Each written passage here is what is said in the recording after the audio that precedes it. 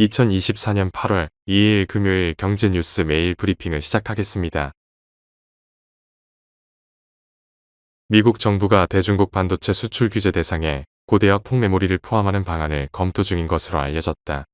미국 정부는 이미 엔비디아와 AMD를 대상으로 고성능 AI 가속기를 중국에 수출하는 것을 금지하고 있다. 삼성전자와 SK하이닉스는 상황을 예의주시하고 있다. 업계 관계자는 삼성과 SK하이닉스가 중국 업체에 직접 판매하는 HBM 물량은 많지 않다고 말했다. 다른 의견도 있다. 미국이 엔비디아와 AMD가 만드는 모든 AI 가속기에 대한 중국 수출 규제를 시행할 수 있어서다. 삼성전자는 현재 엔비디아에 중국용 H20의 HBM3를 공급하고 있다. 만약 미국 정부가 H20의 중국 수출까지 막는다면 삼성전자도 작지 않은 타격을 받을 수 있다. 다음 뉴스. 1일 관계부처에 따르면 티몬 위메프 판매 대금 관련 범정부 태스크포스는 최근 모든 이커머스 업체의 자금 관리 현황을 파악할 것을 공정거래위원회 중소벤처기업 등 주요 부처에 지시했다. 정부는 실태 조사를 통해 각 업체의 납품 업체 대금 정산 주기와 결제자금 예치 방식을 우선 들여다볼 계획이다. 현재는 이를 관리하고 규제하는 법이 따로 없다 보니 업체마다 결제 기한이나 자금 관리 방식이 제각각인 상황이다. 정부는 이커머스 업체 전반의 관리 실태를 파악한 뒤 자금 유용 등을 방지할 제도적 장치를 마련할 계획이다. 정산 지연 사태를 촉발한 티몬 위메프에 대한 수사에도 속도가 붙고 있다. 검찰은 구영배 대표에 대해 사기와 횡령 배임 등 혐의를 적용했다. 티몬과 위메프는 자금 경색으로 판매 대금을 제때 지급하기 어려운 사정을 알고도 입점 업체들과 계약을 유지하고 물품을 판매했다는 의혹을 받고 있다. 다음 뉴스.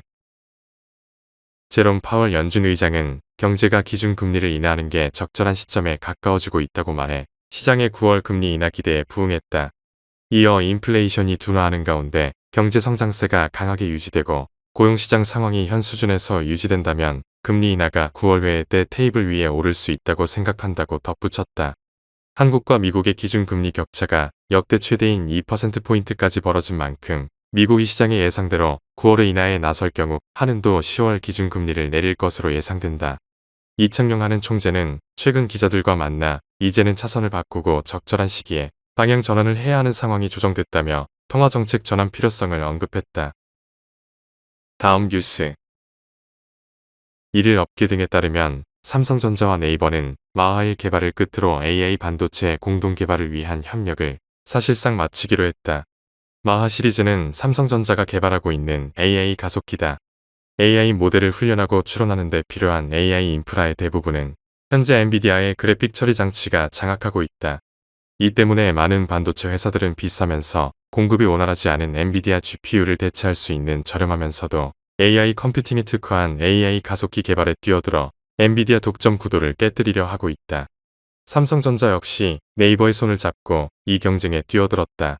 업계의 한 관계자는 마하1은 네이버 개발 비중이 높고 만들어져도 사실상 네이버 외에는 사용하기가 쉽지 않을 칩이기에 네이버의 판매까지는 이뤄질 것으로 본다고 말했다. 다음 뉴스. 오는 11월 예정된 미국 대통령 선거를 두고 후보 간 경쟁이 격화하며 현지의 대형 미디어 관련주가 주목받고 있다. 도널드 트럼프 전 대통령의 유세 총격 사태, 민주당의 후보 교체 등 예상하지 못한 사건이 연달아 발생하며 시청자와 광고비가 몰릴 것이란 기대다. 진보 성향 매체 뉴욕타임스는 트럼프 전 대통령과의 앙숙 관계가 호재로 꼽힌다. 팩트셋에 따르면 뉴욕타임스 주가는 2016년 미국 대선일부터 2021년 조 바이든 대통령 취임일까지 338% 뛰었다. 지난 대선에서 뉴욕타임스는 트럼프 전 대통령을 향해 날을 세우며 구독자를 확대했다. 두 후보의 지지율이 박빙을 이룬 만큼 주가 랠리는 대선 직전까지도 지속할 수 있다는 게 전문가들 관측이다. 다음 뉴스.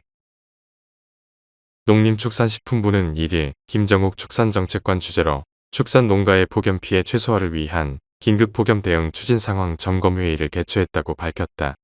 농식품부에 따르면 지난달 31일까지 폭염으로 인한 가축 폐사는 21만 6천 마리가 발생한 것으로 집계됐다.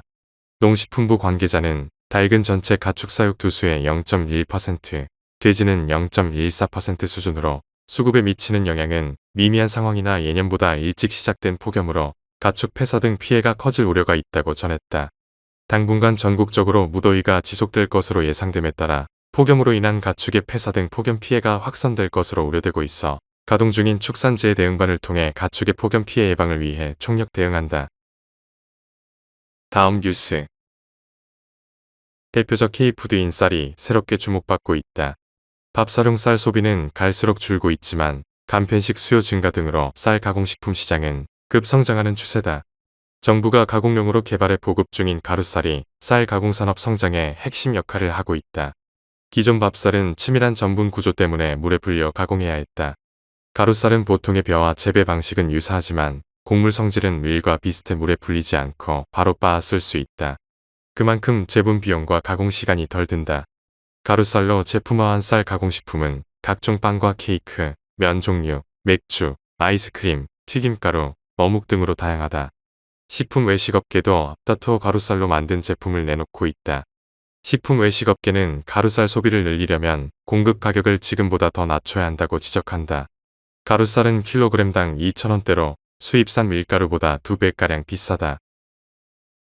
다음 뉴스. 현대백화점 그룹 계열 매트리스 가구업체 지누스가 중국 상하이 현지 백화점에 자사 첫 플래그십 스토어를 열고 본격적으로 중국 시장 공략에 나선다. 지누스는 상하이 매장을 시작으로 연내 중국 주요 도시에 총 10개 매장을 연다는 계획이다. 지누스는 이번 중국 시장 영업망 확대를 시작으로 중국, 일본을 비롯한 동북아시아 시장 공략에 본격적으로 뛰어들 계획이다.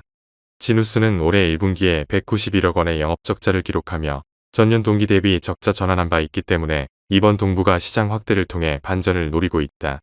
특히 주력 시장이었던 미국에서 금리 인상으로 소비자 심리가 빠르게 얼어붙자 미국의 해외 시장 공략의 필요성을 높인 것으로 분석된다. 다음 뉴스. 하나은행이 고시한 8월 1일 오후 11시 50분 원달러 환율은 1366.50원입니다. 시청해주셔서 감사합니다. 더 좋은 영상을 위해 구독, 좋아요 부탁드립니다.